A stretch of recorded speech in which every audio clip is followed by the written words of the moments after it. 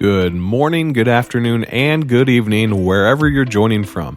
And thank you for listening to this episode of CPA Review and More with your host, Phil Yaeger. I'm your producer and director here at Yaeger Studios, Michael Yoder. And together, we are bringing you the number one podcast for CPAs and CPA candidates.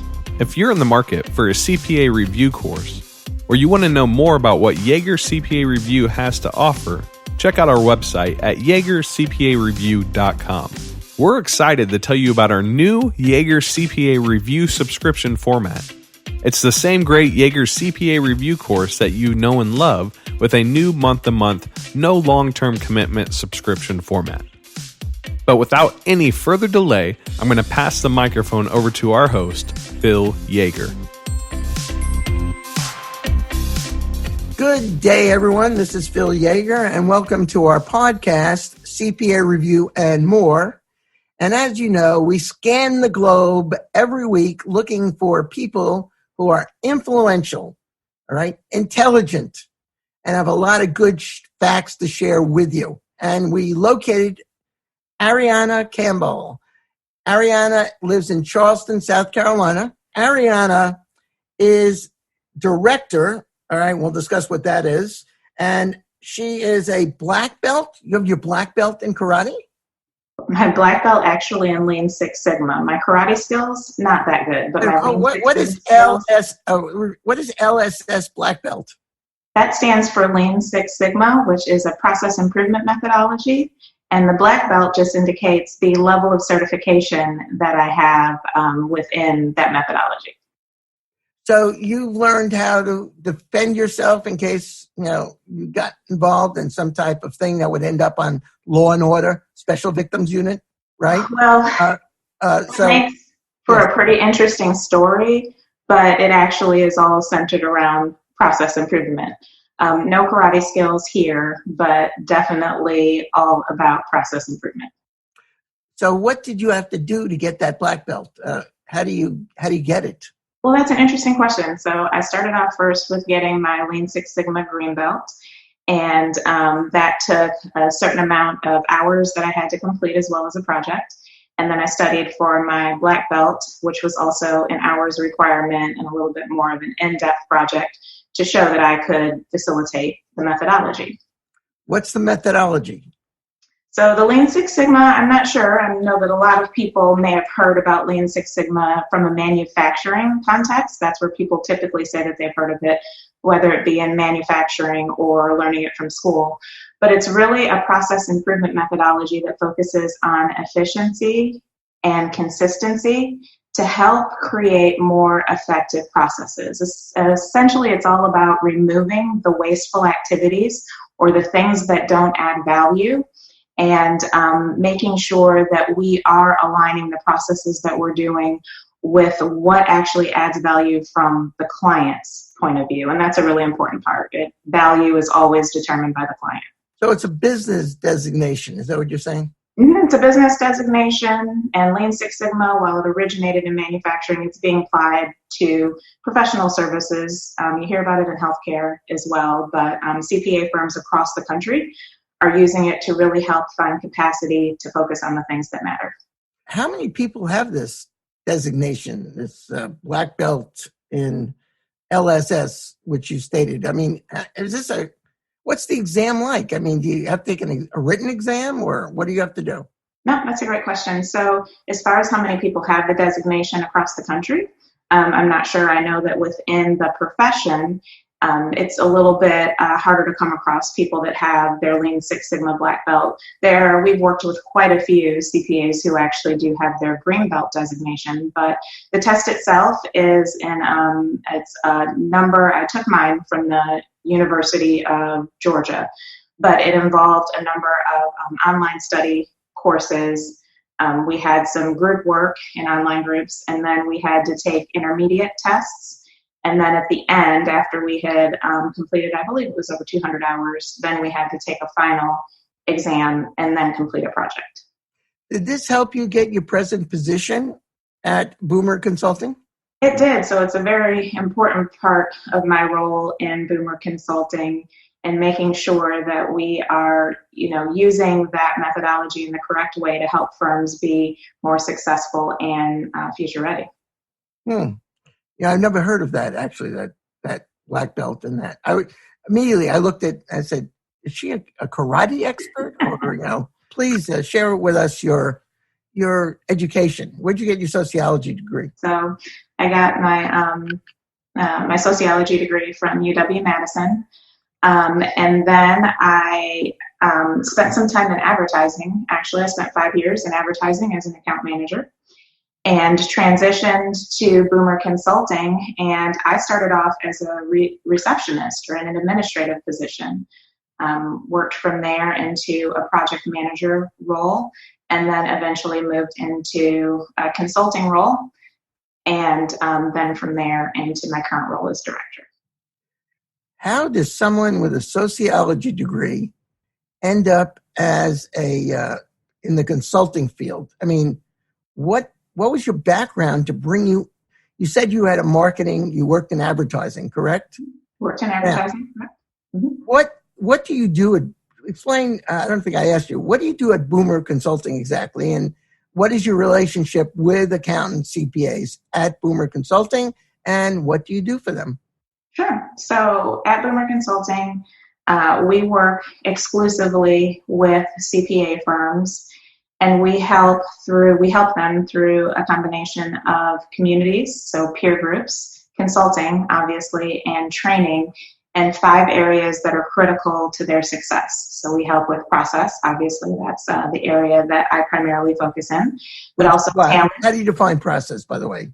How do we define process? Layman's terms. What do you mean by process? Any kind of workflows that are happening within the business, from your compliance processes to your operations processes. It's how the work flows through your business. Okay. So we help with process. We help with talent. So developing talent and helping to keep talent engaged. Technology, leadership, and growth. And so with that, like I said, I focus primarily on process, and I go in and I help firms with consulting. So I help them to really get a good understanding of what's currently happening in their processes and then what they can do to make those processes more effective. And then I also help to develop emerging talent within firms as well through our leadership programs. What type of firms come to you? It's CPA firms, correct? Absolutely. Right? And are they large, small, medium? Who needs your service? I guess a small firm would not. Am I correct? Correct. We work with larger size firms, so anywhere from starting around about 50 FTE up to right outside of the Big Four. So we work with definitely larger size firms. Without sharing the name of the firms, could you give us an example of why someone came to you, a specific example, why someone came to your company and what you did for them? Could you do that? Yeah, absolutely. So just earlier this year, had a firm that came to us, and they were really trying to figure out how they could make their 1040 process more efficient. And it was a larger size firm. They were also trying to figure out how, because they had multiple locations, that they could really move towards that one firm vision, because their current tax practice was more siloed. So we worked with them not only to evaluate the process and look at it beyond just efficiency, but also the consistency and the effectiveness, which involved also looking at how they could better leverage technology, how they could better leverage their resources of their people, and really all at the same time, as I said, work to move towards doing things in a one firm way instead of separate ways across locations. So we worked with them. They wanted to build a really effective plan. Their team did a tremendous job, the team that we worked with. We worked with a team of about 20 people from the firm. They did a tremendous job. They put together a plan that they've rolled out, and they'll be implementing it going into this next busy season.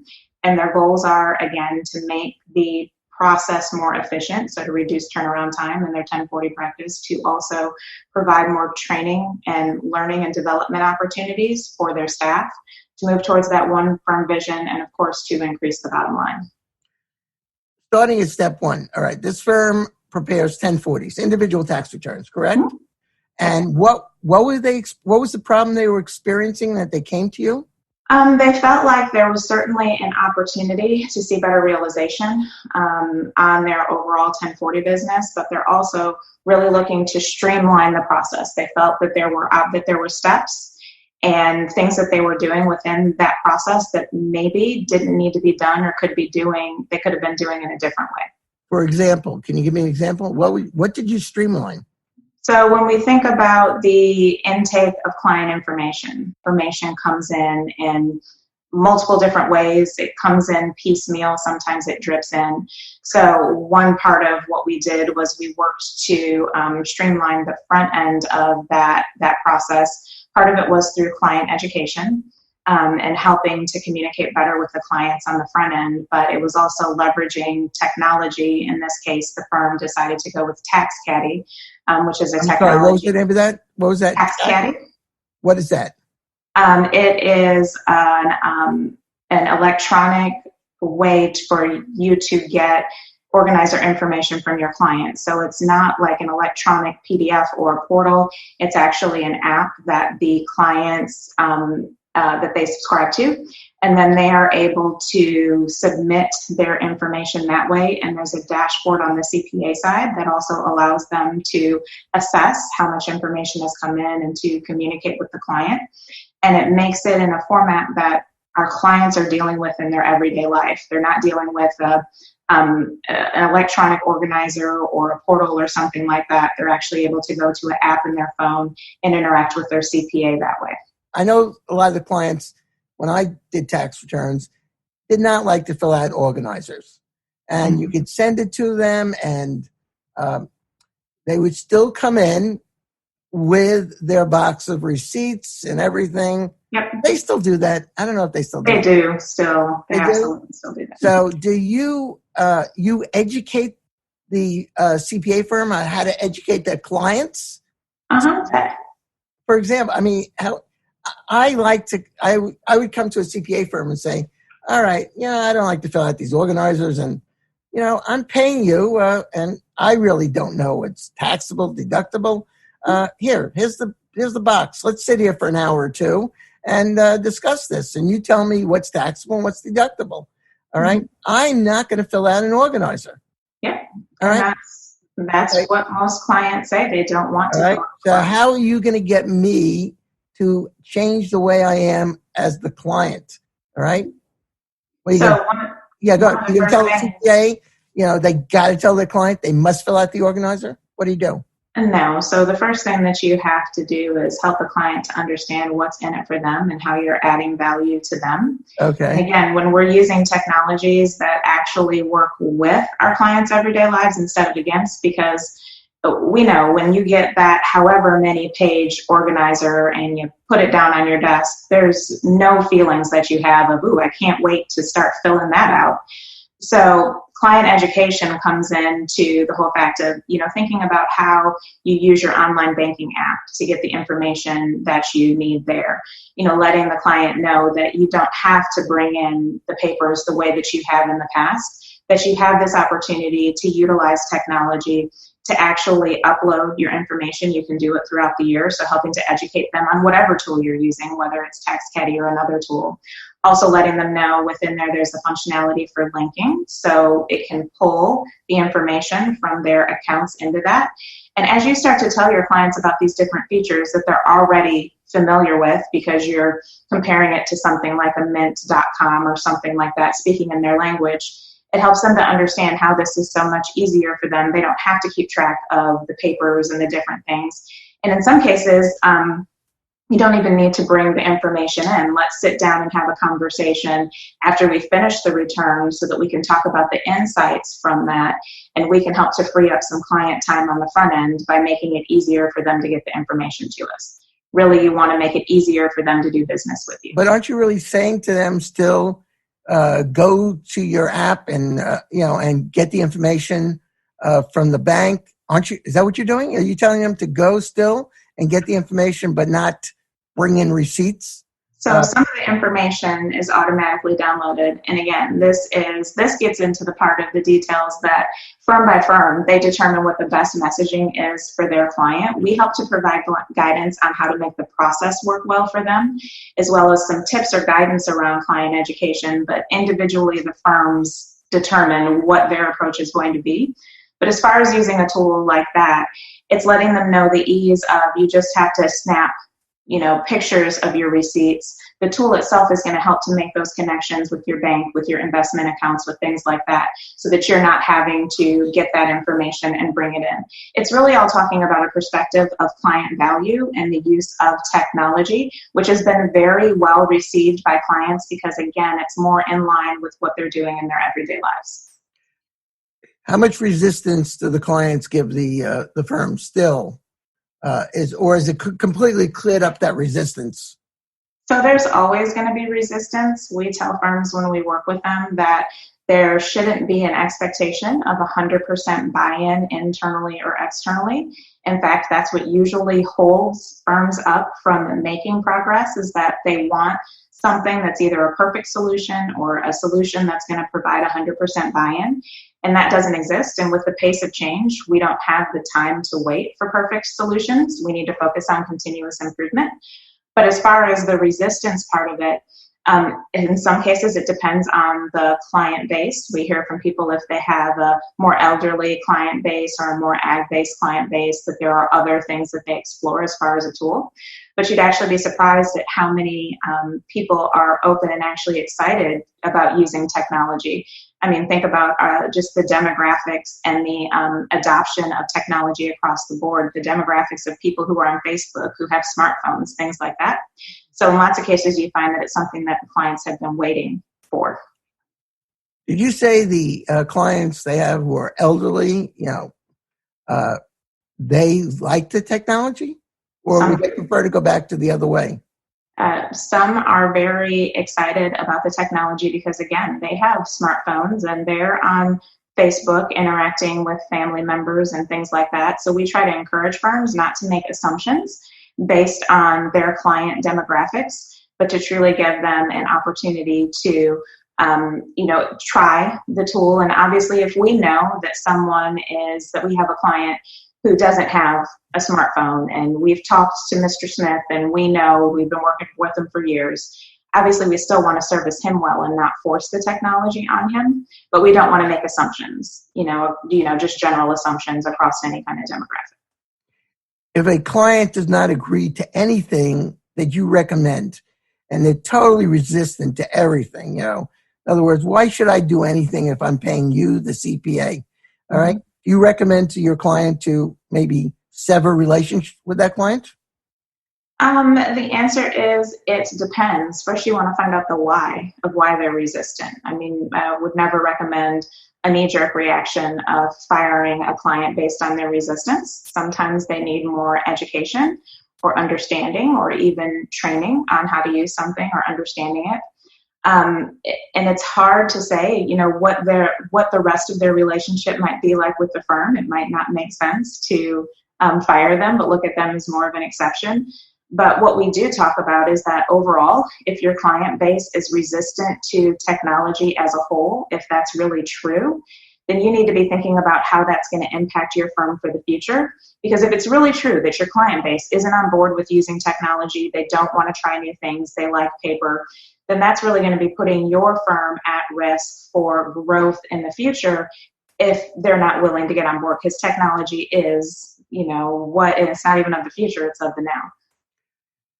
Do you educate the CPA firms about this, and then the CPAs educate their clients, or do you come into the firms and actually bring in the clients and educate the clients directly? Who educates who on this?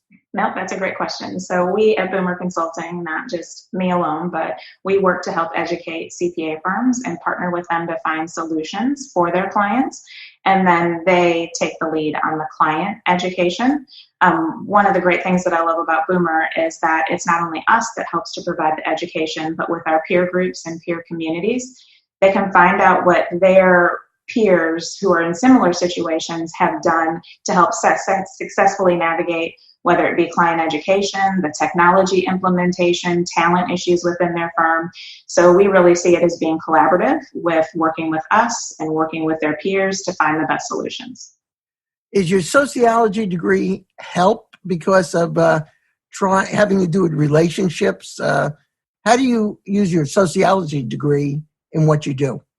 So I think that the sociology piece does come into it from understanding, groups and people and things like that. But really, the most important part of my job is understanding relationships and understanding people. The biggest part of my job is working with change leadership and helping firms navigate pretty significant change initiatives in their firms, changes that impact their business models. And so with that, you have to understand the people part of it, understand the people side of change. So in addition to the process, helping CPAs get into understanding how the emotional impact of change, both internally and externally, can either speed up or slow down. That's something we don't talk a lot about within the profession. So blending that in with those other conversations helps to make them more successful. And I'd say that's a combination of my degree, but also just experience and then learning from my peers at Boomer. Do you need an advertising background to do what you do? No, you don't need an advertising background. I think the way that it's helped me was really the client and the account management piece of it. I think there's certainly an importance to marketing and branding within firms. That's another area that we do help firms with. We have a community that's centered around marketing and business development, because as firms are becoming more advisory and consultative, they have to make sure that they are able to market themselves and give a clear message. But for me, I would say the advertising background really helped with the client management. But also you have to know how to market and brand yourself and market your company. I mean, everything that you do is either, building your reputation or doing the opposite. So I think that was helpful in understanding that as well. And also pressure. So it was a high pressure experience during my advertising career. So being able to navigate those kind of situations was beneficial as well. What happens if I had a degree in psychology? Would that be compared to sociology, or do they hire people with degrees in psychology? I would say as far as what degrees, they're looking for, there's not a specific category to come into consulting. I think that a degree in psychology would definitely be advantageous to understand, the people dynamics, because that's becoming more and more important in the profession. But again, from a consultant background, you can learn from so many life experiences and apply those both, professional and personal, to being more consultative. And that's what we're finding that firms are having to do as well. They don't have backgrounds in sociology or psychology or even in advertising, but they're having to become more consultative. They're having to become marketers. They're having to change and transform, into different roles without having those backgrounds. Is the main source of revenue that's now coming into the bigger firms, is it more in advisory services versus the audit? Are you familiar with that at all? Could you give us some idea? So I'd say that the majority of the revenue is still coming in from compliance work, but that is shifting, especially for firms who are really being intentional about building their advisory and consultative services. And there are firms who are certainly have made a good amount of progress with that. But on the whole, I mean, even when you read the different publications, whether it be Accounting Today or things like that, the majority of the revenue is still coming from compliance work. But it's, as you say, it's shifting to advisory services. It is. Where, I would think at some point advisory services will actually account for a greater portion of audits. They will for both audits and tax. I mean, when you look at the way that technology is impacting the profession, that compliance work isn't going to go away. The way that the work is being done is going to change, and it's going to be more. There's going to be more of a focus of the insights that are gathered from that compliance work that can then be applied to those advisory or consulting services. Are a lot of the accounting firms talking about maybe changing what the CPA should be in? For example, CPA is considered now a license to do audits. That's really it. All right. Now, has that come up at all? Is anybody talking in your companies that maybe it's time to change what the CPA really is? Maybe you should be licensed to be an advisory CPA versus one who does audits. Do you ever hear anything about that in the firms? So there's certainly conversation around that, and I know there's obviously conversation around the AICPA asking some of those same questions. But the biggest conversation that we're hearing within firms is what roles do they need to be hiring besides the CPA designation? Should CPA be the only expectation? And what we're seeing is an increase in roles in project management, in change management, and data analytics and business analysts. So there are certainly new roles that are coming into the firms to help to manage these changing dynamics and to be integral parts where they're not just off in the sides in operations, but they're truly leaders within the firms. But it's trying to understand what do their paths look like, what do people need, what roles do people need within the firms. So that's the conversation that we're hearing people focus a lot on, while still hearing, conversation around what's going to be happening with the designation. I think the bigger focus is on what roles should we be planning for in our firms now. What other designations do these people have besides the CPA if they're in advisory work or anything like that? Is there different certifications for that area? Mm-hmm. So the CPA, to your point, there may be less of a need for it going into the future, but you're still going to need that CPA designation. It's not obviously going to go away. It may change, it may morph. But the other... Why will you still need that CPA designation if it's a license to do public accounting, audits? Because I think that the designation will still hold value even if the work changes. So because it's been such a long-standing certification, I don't see it just going away. The public finds so much value in that, and it's still strongly viewed as trusted advisor, one of the most respected professions. So I don't see that going away. I see it changing. But then I also see other designations being added, project management, so people with their PMPs, I see that an increase in a need for that, and actually having people who are trained in project management instead of just telling them to go and manage a project. Business analysts, as I said earlier, that's an important role, and there could be a couple of different designations there. I think that you are going to see more of Lean Six Sigma designations. We have helped to certify a couple hundred CPAs, if not more, and not all having CPA roles. Actually, some are CPAs, some are not, to help them get that designation. So I think there are going to be a number of different designations, maybe some that we haven't even really explored yet, that'll become more important. Do you deal with any CMAs? Are they hiring CMAs? You know what that is, don't you? So I personally haven't seen as many with the CMA designation, not because I don't think that there's an interest in that, just I personally haven't seen as much of an increase in that role. But I mean, we are seeing things like chief innovation officers, and that being a role to focus specifically on innovation. I was talking to a person a couple weeks ago that's the director of change management. So her whole job is to help the firm with all things related to change. So there are some interesting new roles being created. I don't know if you're aware of this. Over the past 10 years, there's been a 50% decline in the number of people taking the CPA exam. Yes. And, do you know why that's the case? Have you heard why that's the case? Tell me why that's the case. Okay. Well, this is my opinion. Okay. My opinion is when I took the exam, the CPA was a certification, all right? Was not a license, all right? I took the exam. If I passed the CPA, it showed I had a pretty good knowledge of accounting in general. And they gave me my CPA certification. Phil Yaeger, Certified Public Accountant.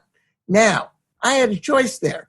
If I wanted to go into public accounting, I'd have to get a certain amount of experience to get a license. The license had nothing to do with the CPA certificate. All right. Now, if I didn't want to actually go into public accounting and I wanted to go directly into corporate accounting, all right, I was fine. I was a certified public accountant.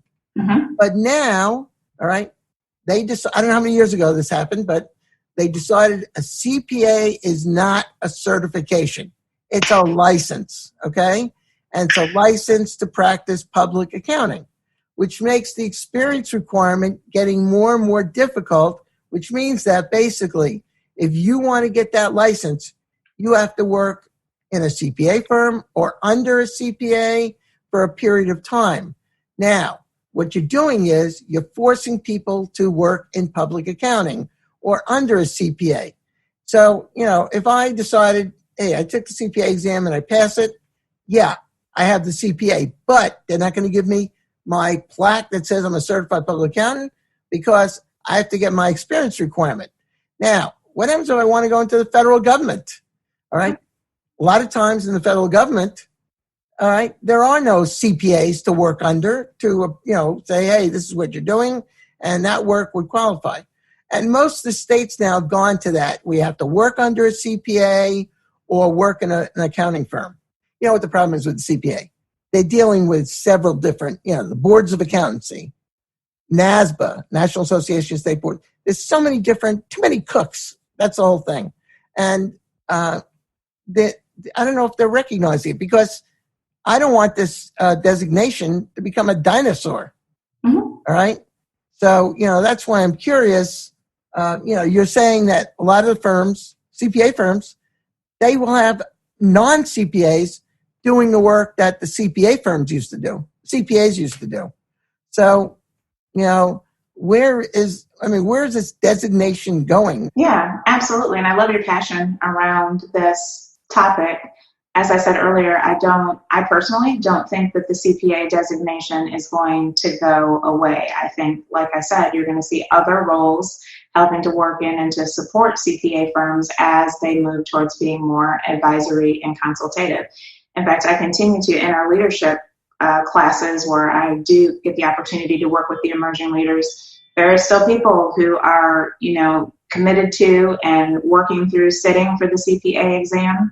That is celebrated. There are still some firms who do use that as a requirement for growth within the firm, that to get to a certain level, you have to have your CPA. So there's still very much a push towards encouraging people to get that designation within firms. So I don't think that that's gone by the wayside. And I see people who are taking advantage of that and who have passion around it. But I do think that the most important piece is not necessarily how people in different roles are going to replace the CPA, but how they're going to help and support within the firm the overall direction of, transformation. Are your clients only CPA firms? We work exclusively with CPA firms.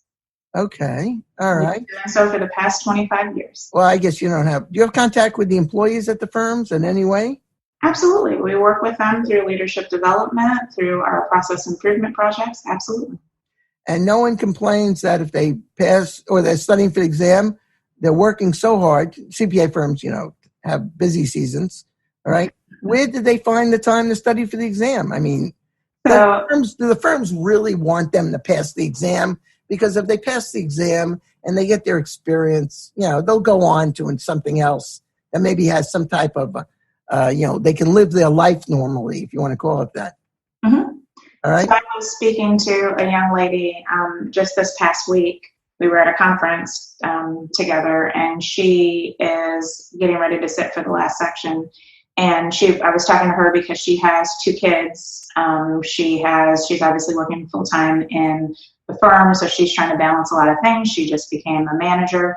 And so I asked her that same question: how are you finding the time to fit it all in? Obviously, you're wearing your Superwoman cape, but where do you find the time? And she said that the firm does allow her time for studying, so she gets a lot of time during her work week for studying. But then she said that she also uses her weekends to do that as well. She sets aside time, for family and activities and things, but then time for studying. But that she also knows that it's for a season. So her whole life isn't going to be like this. And yes, it is a lot of work, but that it is worth it. And so it is, for her, it's worth that commitment and the sacrifice for that season. There's a tremendous turnover in these big four firms. I mean, yeah. The first year, I think it's something like 50% at least. Yeah. You don't deal with the firms on how to keep the turnover low, do you? I think that indirectly gets addressed through the different, initiatives and area that we work with them on. Obviously, that's a key goal for an accounting firm, is you want to reduce that turnover and keep your employees engaged. That falls under the talent, the talent area that we work with firms on. But it's an underlying, message that we need to be working on just across the board. Technology helps to keep people engaged. Process helps to keep people engaged. Good leadership helps to keep people engaged and reduce your turnover. Well, the other thing I wanted to ask you, you were actually, for 2019, you were considered what, an influencer for between the age of 20 and under 40? Did I get that right?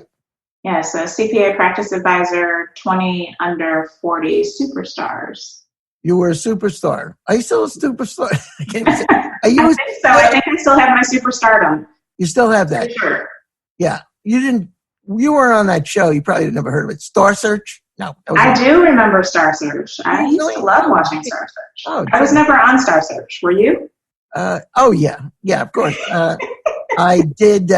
It was a different type of thing I did. Most people dance, sing. I actually took off a trial balance and created a balance sheet and financial statement. What? I missed that episode. Well, I think everyone missed that episode. You have to send it to me. Yeah, I'll have to. You know what? Unfortunately, it was on VHS tape, and it's really not in good shape. But you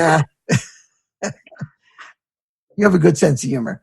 But anyway, tell us. Now, are you an influencer? Is that what they call them? An influencer, yeah, influencer. What is it? The award you got? Why did you get this award? Was it best actor, best actress, best cinematographer? Why did you get this award?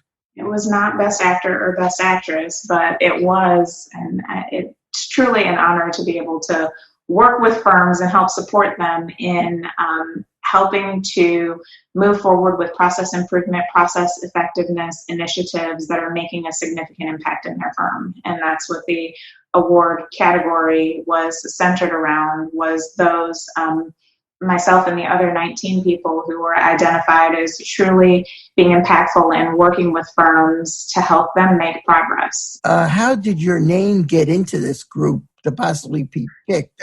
Were you nominated by someone? I was nominated. Yeah. May I ask you who nominated you? So I didn't have the list of nominations, but I believe my peers nominated me to, and submitted that application and that information to CPA practice advisors, so my peers at Boomer. And I know that our marketing manager works to help, get those nominations and to make sure that our voices are included where appropriate. And as a result of getting this award, what do you do? If you want to get the award again next, what do you do once you get the award? You said it's not for influencing, or it is? So definitely having an influence within the profession is a significant part. And that is, what do you do as far as, besides your job, what else? Is your job considering the influencing, or is it outside of your job? So I would say there are a couple of different avenues. So my job is certainly a part of it, being able to go into firms and help them transform the way that they're doing their work, really focusing on, again, the process side, but also the technology and the people side, and making an impact that makes a difference to their business and to their bottom line. There's obviously an influential piece there. I also write. So as far as being published in different publications, our internal publication, the Boomer Bulletin, I do a monthly article in CPA Practice Advisor that is all centered around process improvement, read publications in State Society, magazines. And with all the extra time you have on your hands, and if I might say this from a personal nature, she's also the mother of 3 young children, that's a full-time job unto itself. It is a full-time job. It's fantastic that I have the great teammate in my husband.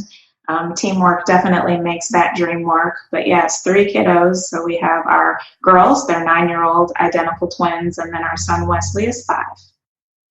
That sounds terrific. Would you say you feel your life is well balanced as far as your family, your career? Are you as well balanced as you'd like to be, or more well balanced? I would say that the most important part, I would say yes, but the reason why I can say yes is that I had to define what well-balanced looks like for me and what success looks like for me and my family. And what I define as well-balanced may not be what someone else defines as well-balanced. And I find that well-balanced is more a bigger picture perspective. There are some days where work wins. There are some days where my family wins. But overall, in the bigger picture, as long as I am living to my own personal definition of success, that's what makes a difference. And the biggest way that I define success is how am I adding value to others? How am I adding value to my family? How am I adding value to Boomer Consulting? How am I adding value to our clients? Very well put. That was very well put. I really like that. Well, good luck with your career, and I'm going to wish you a terrific and happy holiday season. I wish you a very happy holiday season as well. I thank you so much for the opportunity to be able to be part of the podcast, and thank you for all that you do within the profession as well. Thank you so much. That's very kind of you, and I only hope every time I do this, I have a really super nice person like you on. So I would rate you as a super nice person. You really are. Thank you so much. I appreciate that. Stay well and good health to you and your family. I'd like to thank you for being the best part of CPA Review and More with your host, Phil Yaeger. If you'd like to hear any specific topics on the show, or if you'd like to be a guest on the show to share your story, we want to hear from you. Send me an email at podcast@yaegercpareview.com. If you're enjoying the show, we'd certainly appreciate if you would submit a review on the Apple iTunes podcast app to let us know how we're doing. If you're in the market for a CPA review course, check out yaegercpareview.com. Until next time, be audit you can be.